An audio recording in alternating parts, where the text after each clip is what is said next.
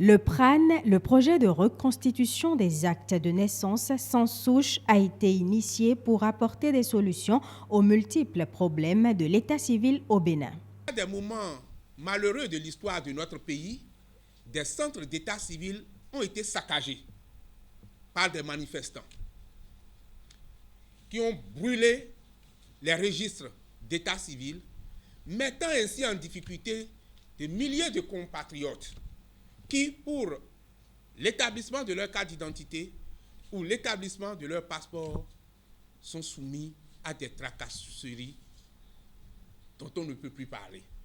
Il y a aussi les conditions de conservation des registres d'état civil. Donc, quand vous descendez dans certains centres d'état civil, vous constatez que les registres sont livrés aux intempéries. Parfois de bonne foi de la part des agents, parfois de mauvaise foi par rapport à la question de conscience professionnelle. Pour nous dire la vérité, l'état civil de notre pays actuellement est malade. Et c'est heureux que le gouvernement ait pris des initiatives, non seulement pour la dématérialisation de l'état civil, mais aussi pour la production et la distribution gratuite des actes de naissance aux citoyens. Pour la mise en œuvre du projet de reconstitution des actes de naissance sans souche, plusieurs acteurs seront impliqués. Il s'agit entre autres des officiers de l'état civil et surtout de la population. Les citoyens seront informés que l'opération est ouverte sur telle période.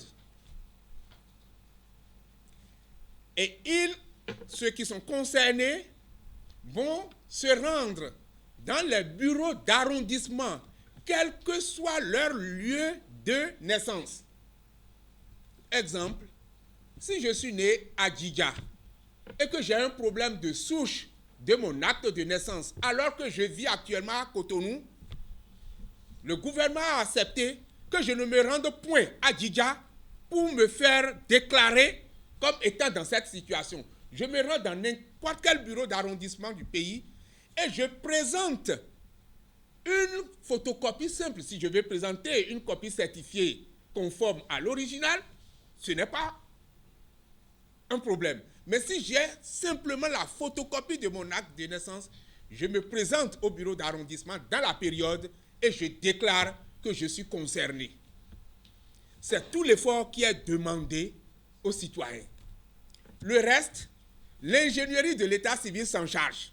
La phase pratique de ce projet démarre en juillet prochain sur toute l'étendue du territoire national.